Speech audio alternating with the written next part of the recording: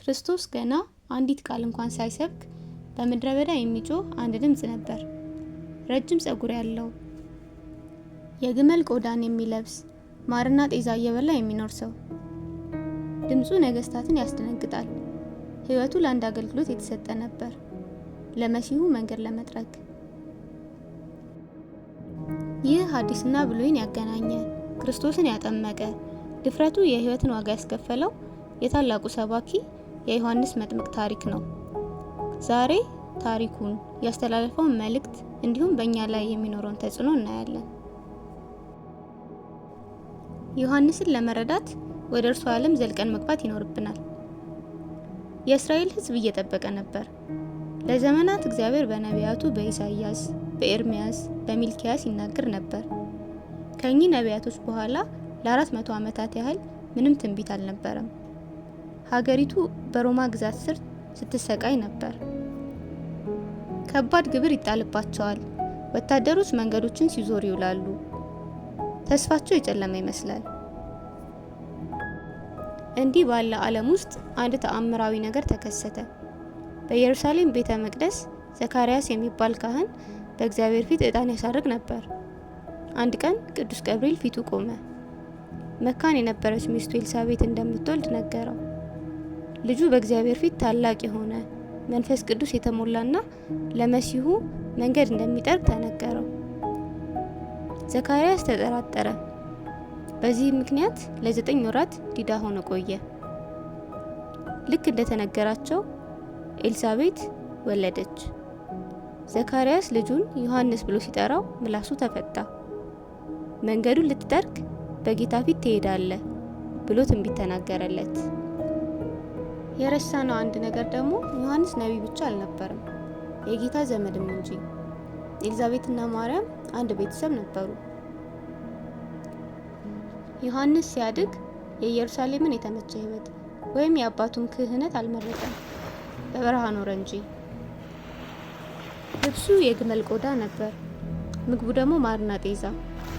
ሁሉም ነገሩ እኔ እዚህ የመጣሁት ለአገልግሎት ነው ይላል። አፉን ሲከፍት ሕዝቡ ያደምጠዋል። መልእክቱ ቀለል ያለ ቢሆንም ነፍስን ዘልቆ የሚገባ ነው። መንግስተ ሰማያት ቀርባለችና ንስሐ ግቡ። አይሁድ ከጸሎት ወይም ከመስዋዕት በፊት የመታጠብ ስርዓት ነበራቸው። የዮሐንስ ጥምቀት ግን ይለይ ነበር። ስለ ውጫዊ መታጠብ ሳይሆን ውስጥን ለመታጠብ ያቀደ ነበር። ወደ ዮርዳኖስ መሄድ ማለት የድሮውን ምግባር ወደ ኋላ ትቶ ለአዲስ ሕይወት መቅረብ ማለት ነበር። ስብከቱ በፍጥነት ተንሰራፋ። ሰዎች ብዙ መንገድ አቋርጠው ወደ ዮርዳኖስ መጡ። ቀራጮች፣ ወታደሮች፣ ሌሎችም። ክርስቲያን ያልነበረው ታሪክ ጸሐፊ ጆሴፈስ ዮሐንስ ወደ ጽድቅ በስልጣን ስለሚጠራ ሰዎች ሁሉ ወደ እርሱ ይመጡ እንደነበር ጽፏል። የሚከተሉት ሲበዙ ሰዎች ይህ መሲሁ ይሆን እንዴ ብለው ማሰብ ጀመሩ። ዮሐንስ በፍጹም ይህን አልተቀበለም። እኔ ክርስቶስ አይደለሁም፣ የእግዚአብሔርን መንገድ አዘጋጁ እያልኩ በምድረ በዳ የምጮህ ድምፅ እንጂ አላቸው። ከዚያም ጊዜው ደረሰ። ኢየሱስ ራሱ ወደ ዮርዳኖስ ወረደ። ዮሐንስ እርሱ መሆኑን አወቀ። በመጀመሪያ እኔ ባንተ ልጠመቅ ይገባኛል፣ አንተ ወደ እኔ እንዴት ትመጣለህ ብሎ ማጥመቅን እምቢ አለ። ኢየሱስም ጽድቅን እንፈጽም ሲለው ዮሐንስ በመታዘዝ አደነገሰ። ከዚህ በኋላ ታይቶ የማይታወቅ ነገር ተከሰተ። ሰማያት ተከፈቱ። መንፈስ ቅዱስ በርግብ አምሳል ወረደ። ድምፅም ከሰማያት በእርሱ ደስ የሚለኝ የምወደው ልጄ ይህ ነው አለ። ዮሐንስ በልቡ ያውቅ የነበረው ማረጋገጫ ይህ ነው። የስብከቱም ቃላት ተለወጠ። እነሆ የዓለምን ኃጢአት የሚያስወግድ የእግዚአብሔር በግ። ዮሐንስ የራሱን ክብርና ዝና አልፈለገም። ሰው ሁሉ ወደ ክርስቶስ መሄዱም አላናደደውም። እርሱ ሊልቅ እኔ ላንስ ይገባል በማለት የጌታውን ክብር መረጠ እንጂ። ዮሐንስ ድፍረቱ ለስብከት ብቻ አልነበረም። ነገስታት ፊት ቆሞ ሲናገርም አይፈራም ነበር። የገሊላ ሀገረ ገዥ የነበረው ሄሮድስ አንቲፓስ የወንድሙን ሚስት ሄሮዲያዳን ለራሱ ወስዶ ነበር። ብዙ ሰዎች ከጀርባው ያንሾካሹኩ ነበር። ዮሐንስ ግን በግልጽ እርሷን ለራስህ አትውሰድ፣ አልተፈቀደልህም ይለው ነበር። ድፍረቱ ነፃነቱን ነፈገው። ሄሮድስ ወደ ወህኒ ወረወረው። ቢሆንም ግን ምስክርነቱን አላቋረጠም። ሄሮድስ የልደቱን ቀን ለማክበር ጓደኞቹን ሁሉ ጠራ። የሄሮዲያዳ ልጅ በእንግዶች ፊት ጨፈረች። ሄሮድስም በጣም ተደስቶ የፈለግሽውን ሁሉ ጠይቂኝ እሰጥሻለሁ፣ የመንግስቴንም እኩሌታ ቢሆንም እንኳ አላት። ልጅቷ በእናቷ ተመክራ ሰውን ሁሉ የሚያስደነግጥ ጥያቄ ጠየቀች።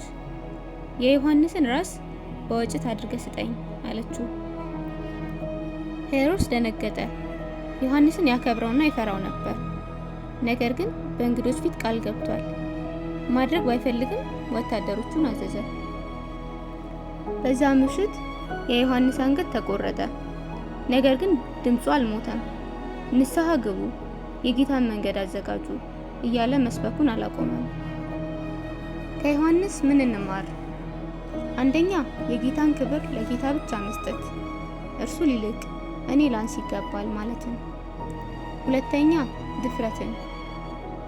ዮሐንስ ወህኒ እስከ መጣል ሕይወቱን እስከ ማጣት ዋጋ ቢያስከፍለውም እንኳን እውነትን ከመናገር አላቆመም። ሶስተኛ፣ አገልግሎትን። ዮሐንስ ሙሉ ሕይወቱን የሰዎችን ልብ ለጌታ ለማዘጋጀት የሰጠ ነበር። እኛም ልቦናችንን በእምነትና በንስሐ አዘጋጅተን ሌሎችን ወደ ክርስቶስ እንምራ። ጌታ ራሱ ከሴት ከተወለዱ ዮሐንስን የሚበልጥ የለም ብሎ ከመሰከረለት ነቢይ በረከትን ይክፈለን። ታሪኩን ከወደዳችሁት ሼር እና ሰብስክራይብ ማድረግ እንዳትረሱ። እንዲሁም ሌሎች የቅዱሳንን ታሪኮች እንዲሁም በመጽሐፍ ቅዱስ ውስጥ ክርስቶስን የሚያሳዩ ታሪኮችን ከፈለጋችሁ ኮሜንት ላይ ጻፉልኝ። ወስብሐት ለእግዚአብሔር።